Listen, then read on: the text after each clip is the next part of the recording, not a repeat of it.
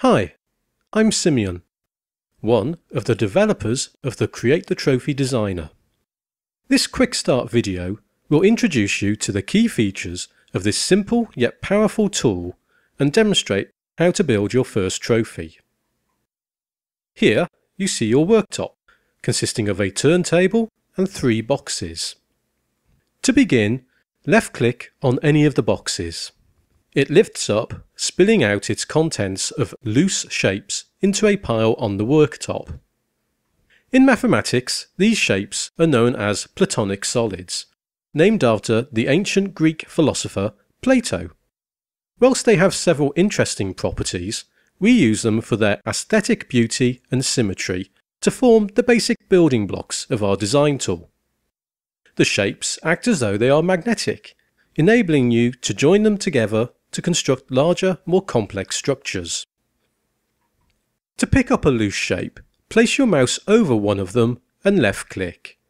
The shape is now attached to your mouse cursor and will follow it around the screen as though you were holding it. As you move your mouse over the turntable, the held shape will appear to stick to it. When it does this, it means that the shape can be placed at that position. Now just left-click and a copy will be created of the held shape at that position on the turntable. You'll notice as the mouse hovers over the different sides of the placed shape, your held shape will automatically snap to the correct position. It does this because the shapes are magnetic, meaning they can stick together or later be pulled apart. Left-clicking will attach a copy of your held shape to the previously placed shape. If you want to switch to a different shape, you must first drop the one you are holding. Right-click and the held shape will drop onto the worktop. Then, left-click on the loose shape you want to pick up. As before, once you are holding a shape, use left-click to attach it to your design. It is through this simple action of picking up a shape, then left-clicking to attach it to the turntable or other placed shapes, that you build your trophy design. If you happen to misplace a shape and want to remove it, first drop the held shape by right-clicking. Then hold down the Shift key and left-click on the shape you want to delete.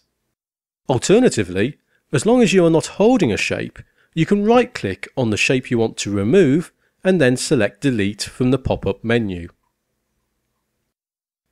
Currently, we have shapes from a single box. Let's empty out the contents of the other boxes. To do so, make sure you are not holding a shape. If you are, right-click to drop it. Now, left-click on the other 2 boxes. You'll notice each box contains the same collection of shapes, but that their colour is determined by the colour on the front of the box they originate from.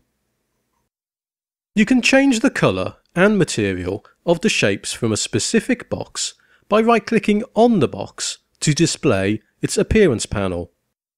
As you roll over the colour palette or material icons, all the shapes from that box, including those already placed, will change to reflect your new choice. However, to make the change permanent, you must left-click on the colour or material you want to use. As your design grows, you will want to view it from other directions. The turntable is perfect for this. Left-click and drag it in a circular motion around its centre to rotate both the turntable and your design. Alternatively, you can change the camera viewpoint by left-clicking on an empty part of the background and dragging. Drag horizontally to rotate your view around the turntable, drag vertically to change the angle of your view. As you can see, these actions will work even if you are holding a shape at the time. Further options for changing the viewpoint are available from the toolbar at the top of the screen. Move your mouse over the toolbar and it will automatically slide down to reveal 3 sliders. The first slider controls the zoom or distance of the camera to your design. The second controls the height of the camera, allowing you to move it up or down. The third slider is special, as it controls the size of your loose shapes, allowing you to make them smaller or larger, a feature which will allow much more variety for your designs. One of the advanced features in the Trophy Designer is the ability to detach a collection of placed shapes known as a chain and then place copies of it onto your design. To detach a chain of shapes, left-click and drag on a placed shape. It, and the shapes connected to it, will start to wobble, until eventually you drag it far enough to pull it off the design.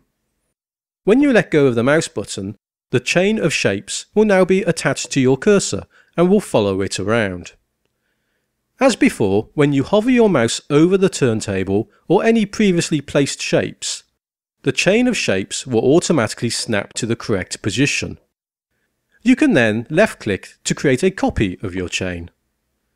To dispose of the chain, right-click anywhere, or left-click in empty space.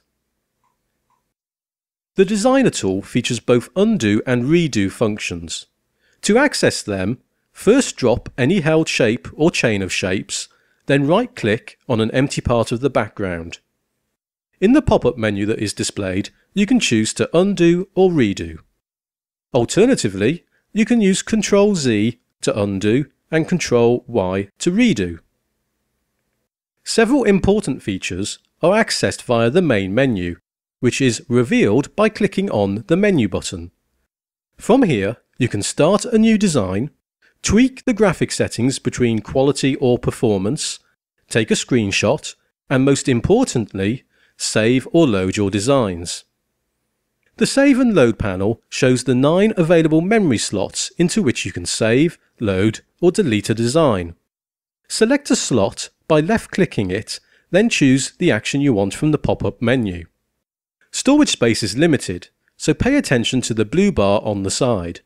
If it gets close to 100%, then you may have to delete the contents of a slot in order to free up enough space to save your current design. We hope this quick start video has been helpful for getting you up and running with the Trophy Designer. It just scratches the surface of what is possible, and there are many other features we did not have time to cover. To learn more, take a look at the online manual.